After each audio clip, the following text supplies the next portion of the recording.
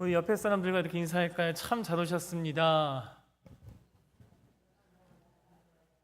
이제 날씨도 조금씩 푸근해지다 못해 좀 더워지기 시작했죠. 하나님을 예배하기 딱 좋은 날인 것 같습니다.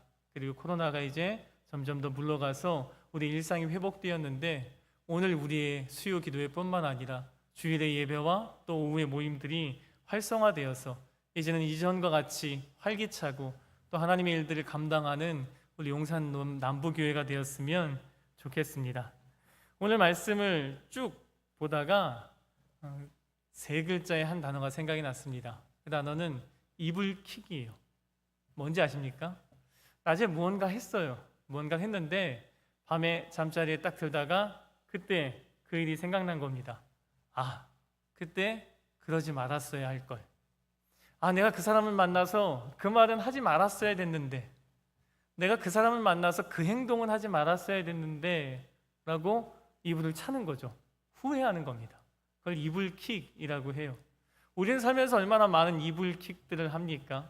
아마 오늘 이 자리에 나오기까지 여기에 계신 여러분들 중에도 오늘 밤에 잠자리에 들 때 이불을 찰 일들을 하셨을지도 몰라요. 내가 왜 그때 그랬을까?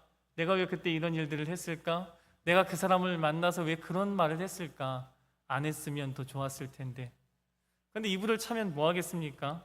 이미 다 지난 일이고 돌이킬 수 없는데. 오늘 본문을 보다가 이렇게 이불킥을 할 만한 인물이 눈앞에 딱 들어왔습니다. 그 사람이 바로 스룹바벨이에요. 스룹바벨이 시간을 되돌릴 수만 있다면 지금 오늘 본문에서 했던 그 말, 그 행동을 하지 않았을까라는 생각을 해봅니다. 스룹바벨이 굉장히 많은 시간 후회하지는 않았을까라는 의문을 갖게 돼요. 오늘 말씀은 이렇습니다. 하나님의 성전을 건축한다고 하자 이 소식을 들었어요. 어떤 사람들이죠? 이미 그 땅에 정착해 있던 사람들입니다. 이 정착해 있던 사람들은 어떤 사람들이냐면, 이스라엘은 두 개로 나눠지죠. 북이스라엘과 남유다입니다. 북이스라엘은 아시리아에게 멸망당하고요, 남유다는 바빌론에게 멸망당하죠. 아시리아와 바빌론의 정책이 약간 달랐습니다. 아시리아는 초토화시키고 그곳에 다른 사람들을 이주시켜버립니다. 그리고 바빌론은 거기서 뛰어난 사람들을 데려가고 그냥 그저 그런 사람들만 남겨둡니다. 그러면 힘을 갖지 못하니까. 그러면 일단 남유다에 남아있는 사람들은 연약한 사람들이고, 북이스라엘에 남아있는 사람들은 다른 곳에서 이주한 사람들입니다. 그럼 여기 하나님의 성전을 건축한다고 하자 이 소식을 들은 사람들이 바로 다른 곳에서 이주한 사람들이에요.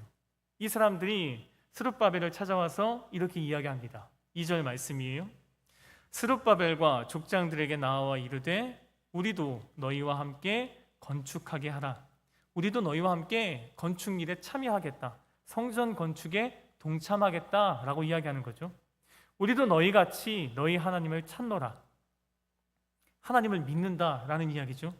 아수르 왕 에사라돈이 우리를 이리로 오게 한 날부터, 아까 말씀드렸듯이 아시리아가 초토화시키고 그 땅으로 이주시킨 그 날부터 우리가 하나님께 제사를 드리노라 하니, 그 날부터 우리는 꾸준히 하나님을 제사했던 사람이라는 겁니다. 얼마나 좋은 소식입니까? 지금 포로지에서 귀환한 공동체의 인원이 부족할 거예요. 그들로만 성전을 건축하는 건 꽤 무리이고 힘이 들 겁니다. 그런데 제발로 사람들이 찾아와서 그 일에 우리가 동참하겠다라고 이야기합니다. 굴러온 복 아닙니까? 내가 찾아가서 좀 도와주세요 라고 이야기해도 도와주면 그만, 안 도와주면 그만인데 제발로 찾아와서 도와주겠다라고 이야기합니다. 얼마나 좋겠어요? 얼마나 감사한 일입니까? 얼마나 고마운 일이에요? 그리고 나서 이 사람은 어떤 사람들입니까? 이 사람들이 만약 우상을 숭배하거나 아니면 이 사람들이 만약 자신과 가치체계, 신념이 다른 사람들이라면 받아들이기 힘들겠죠. 그런데 여기 보니까 하나님을 찾는 사람이래요. 그리고 자기가 이 땅에 온 이후부터 줄곧 하나님께 제사를 드렸던 사람이라는 겁니다. 모든 게 흠잡을 데가 없습니다. 이런 사람이 찾아와서 도와주겠다라고 하면 얼씨구나 좋다라고 이야기하는 거죠. 대답은 물어볼 것도 없습니다. 예스, 흔쾌히 좋습니다 라고 이야기를 해야 되죠. 그런데 지금 스룹바벨의 대답은 우리의 예상을 빗나갔습니다. 3절을 볼까요? 스룹바벨과 예수아와 기타 이스라엘 족장들이 이르되, 이제 이야기하는 겁니다. 우리 하나님의 성전을 건축하는데 너희는 우리와 상관이 없느니라. 당신들 필요가 없다는 거죠. 바사왕 고레스가 우리에게 명령하신 대로 우리가 이스라엘 하나님 여호와를 위하여 홀로 건축하리라 하였더니 너희가 상관할 일이 아니라는 겁니다. 너희와 나는, 너희와 우리는 이제 다른 존재들이고 다른 사람들이니까 정확하게 선을 그어서 너희는 우리와 함께 할 수 없다는 거예요. 함께 건축할 마음이 추호도 없는 겁니다. 지금 스룹바벨은 우리가 생각했던 것과는 다른 방향으로 일을 진행시키고 있죠. 한 사람이 부족합니다. 여러 사람이 모아서 성전을 건축해야 되는 일, 그것도 빠듯할 텐데 도와주겠다는 사람을 지금 발로 차는 격이에요. 우린 그 도움 받지 않겠습니다. 우린 그 도움이 필요 없습니다. 너희와 우리는 엄연히 다른 존재다라는 이야기죠. 얼마나 기분이 나쁘겠습니까? 제가 그 상대방이라고 생각한다면 자존심이 굉장히 많이 상할 거예요. 나는 선뜻 생각하는 입장에서 도와주겠다라고 이야기했는데 도움 필요 없어요 라고 이야기하면 되게 거절당하는 느낌? 그 느낌이 굉장히 자존심이 상하겠죠. 이 대답, 이 스룹바벨의 대답은 이후에 굉장히 많은 일들을 귀한 공동체로 하여금 겪게 합니다. 좀 안타까운 일들이 벌어져요. 스룹바벨의 이 대답이 불러온 효과가, 불러온 초래한 일들이 무엇인지 아십니까? 4절 5절을 볼까요? 이로부터 그 땅 백성이 누구죠? 찾아와서 도와주겠다는데 거절당한 사람들입니다. 그 사람들이 자존심이 상했어요.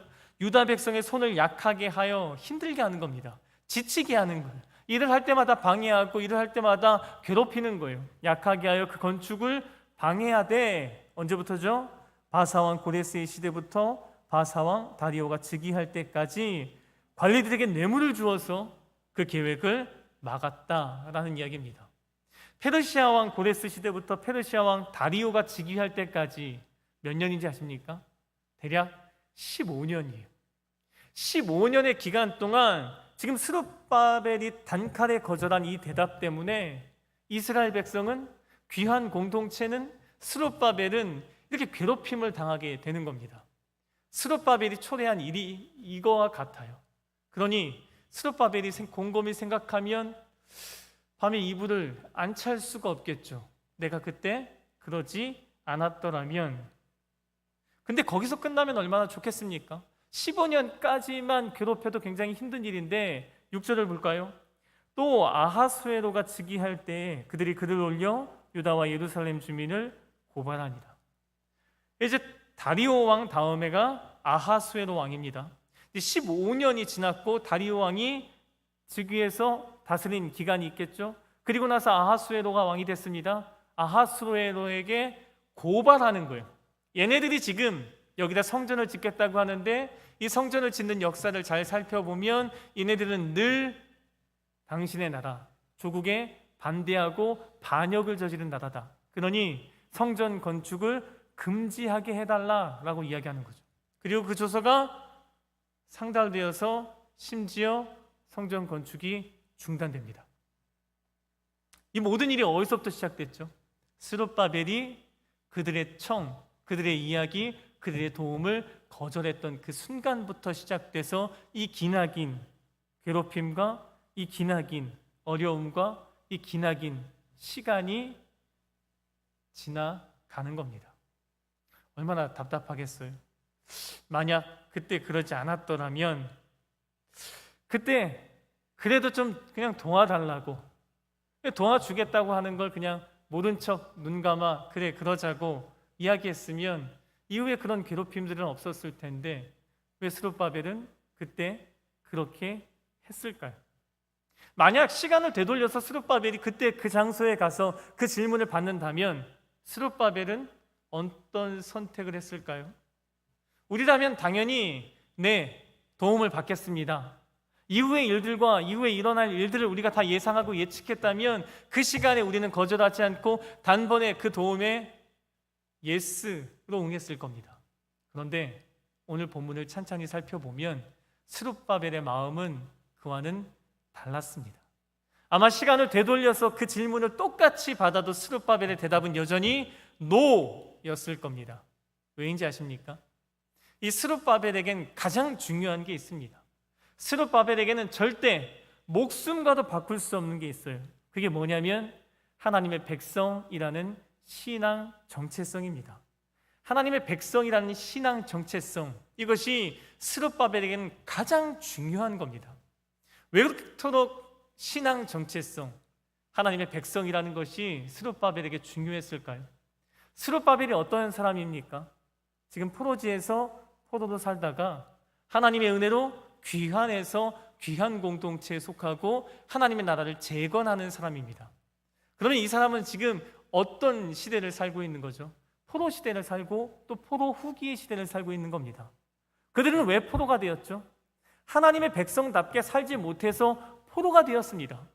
하나님의 백성다운 그 정체성, 신앙 정체성을 잃어버렸기 때문에 이 스룹바벨과 포함한 이스라엘 모든 백성들은 포로지에서 끌려갔고, 그리고 나라를 잃게 됐고, 가족들은 죽임을 당하고, 그리고 뿔뿔이 흩어져서 그 포로가 되어서 힘겨운 나라를 보내왔어요. 그리고 하나님께서 은혜롭게 그들을 구원하셔서 다시금 하나님의 나라, 하나님의 땅에 도달했습니다. 거기서 성전을 재건하는 일을 하는 거죠. 그런 그에게 이 신앙 정체성이라는 것은 얼마나 중요하겠습니까?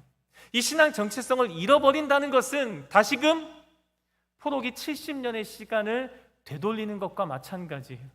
하나님의 백성답게 살지 못해서 포로가 되었던 그 끔찍한 시간이 지금 이 순간 신앙 정체성을 잃어버린다면 또다시 반복될 수밖에 없는 겁니다. 그래서 그에겐 이 신앙 정체성이라는 것이 그 무엇보다, 그 누구보다 중요했던 거예요. 그러면 살펴보겠습니다. 그 건축을 제안했던 사람들, 함께 동참하자라고 이야기했던 사람들, 그 사람들은 어떤 사람들입니까?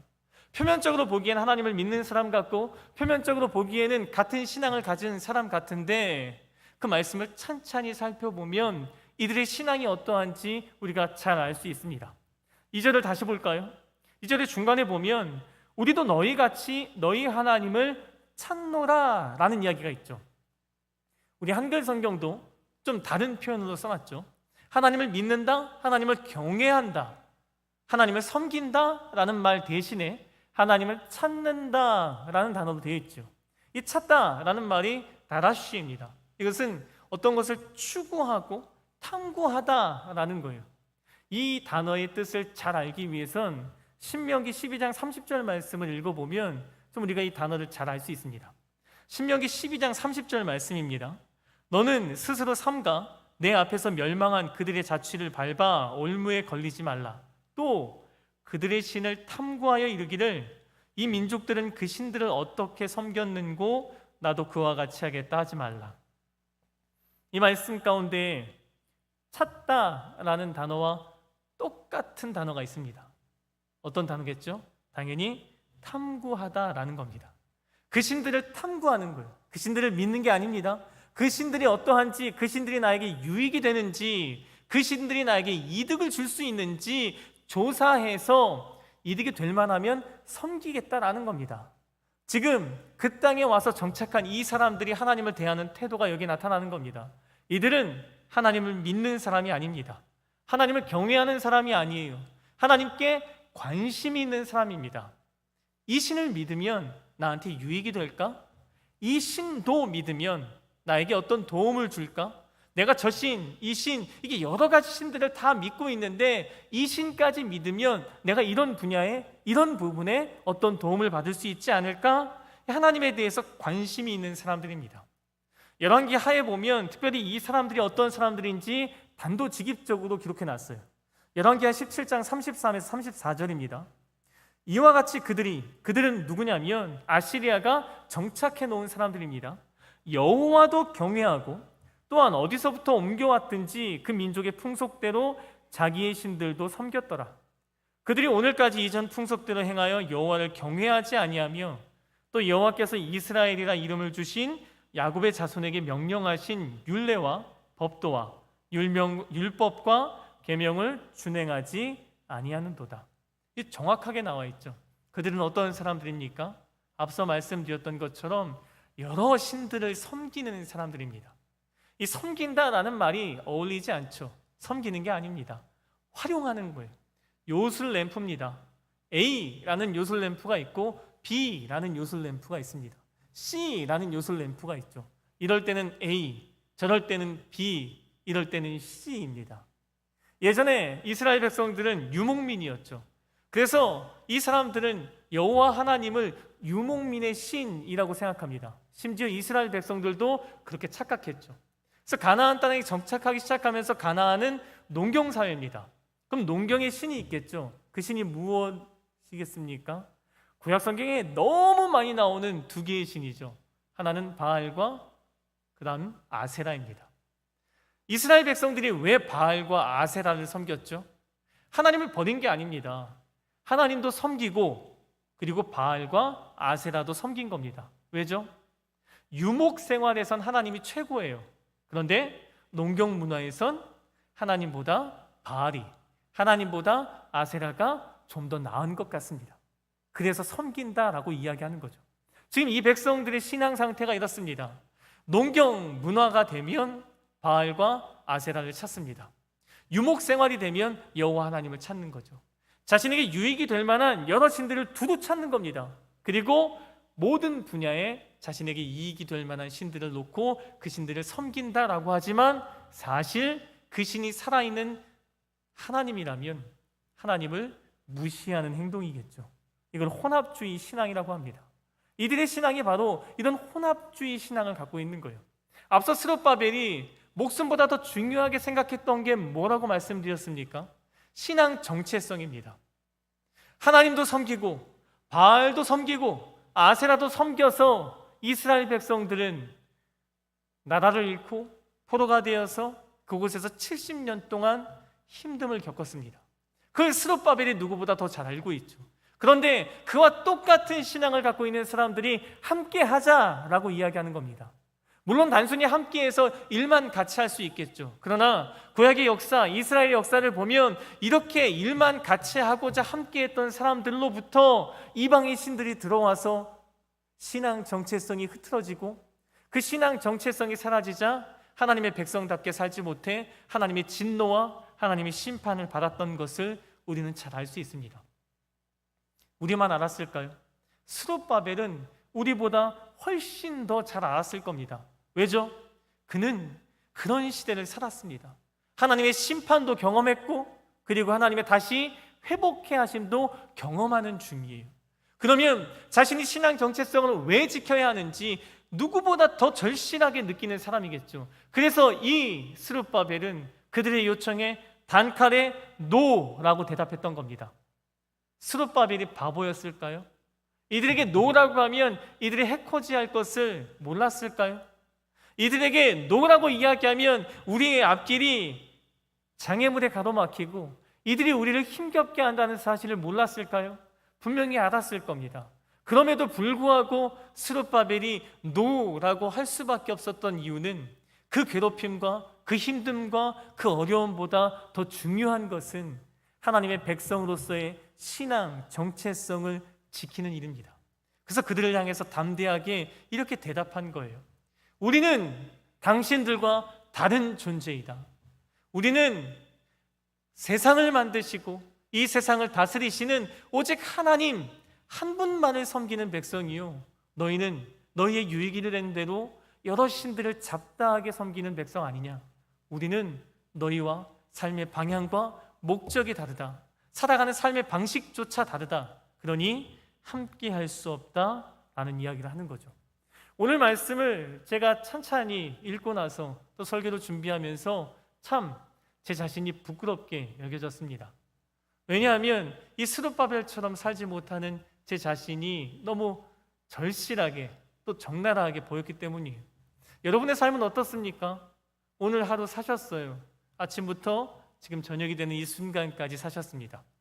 여러분 세상 사람들과 비교해서 얼마나 어떻게 다르게 사셨습니까? 이 스룹바벨처럼 자신의 삶의 공동체 앞에 이 힘듦과 괴롭힘과 어려움이 온다는 사실을 뻔히 알고서도 그럼에도 불구하고 다르게 선택한 일, 만약 여러분의 삶 가운데 그런 일들은 있으십니까? 제가 찬찬히 하루를 뒤돌아보고 또 주일부터 시작해서 오늘까지의 삶을 찬찬히 돌아보니 참 많은 부분이 세상 사람과 똑같이 살고 있었더군요. 세상 사람들이 걱정하는 그 걱정들 똑같이 걱정하고 있습니다.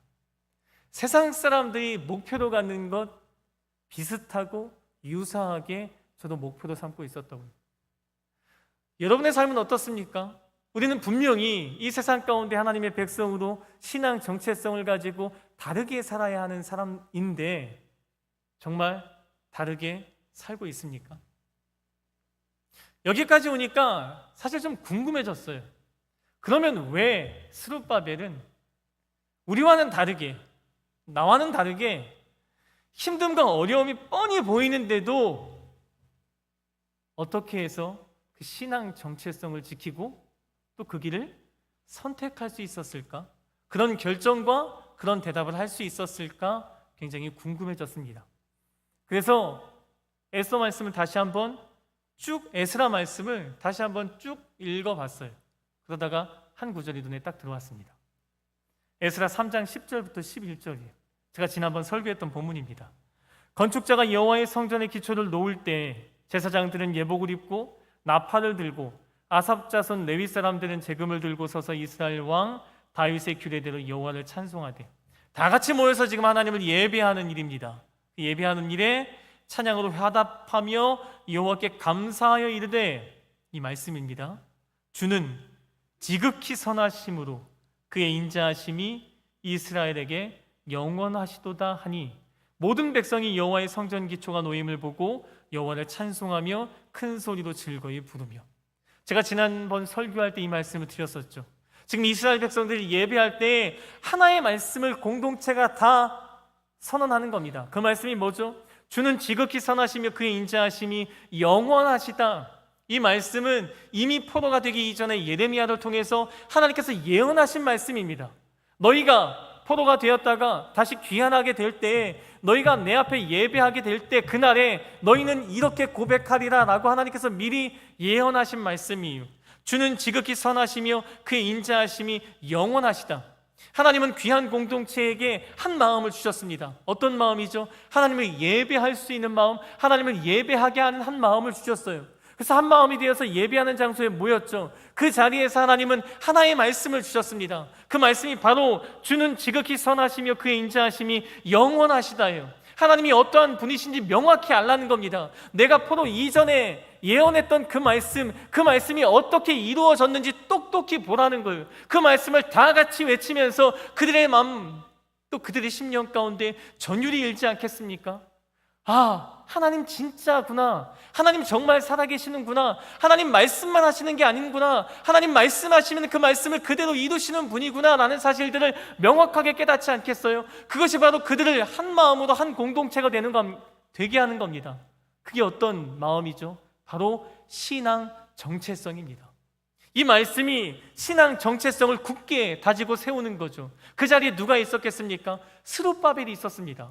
스룹바벨에게 이 말씀은 그냥 흘러가는 말씀이 아닌 거예요. 스룹바벨에게 선하신 하나님은 우리가 생각하는 선하신 하나님이 아닌 겁니다. 스룹바벨에게 인자하신 하나님은 우리가 생각하는 인자하신 하나님이 아닌 거예요. 스룹바벨은 삶을 통해서 경험했습니다. 스룹바벨은 하나님의 말씀이 어떻게 이루어졌는지 두 눈으로 똑똑히 봤어요. 하나님이 말씀하시면 그 말씀이 그 말씀 그대로 어떻게 이루어지는지 경험했습니다. 그런 그가, 하나님의 말씀대로 이루어진 것을 본 그가 어찌 하나님 앞에 그 신앙 정체성을 버릴 수 있겠습니까?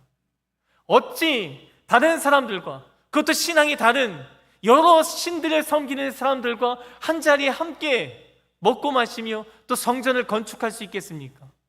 그들과 똑같이 살 수 있겠습니까? 아니겠죠. 그 이유가 무엇입니까? 하나님을 경험했기 때문입니다.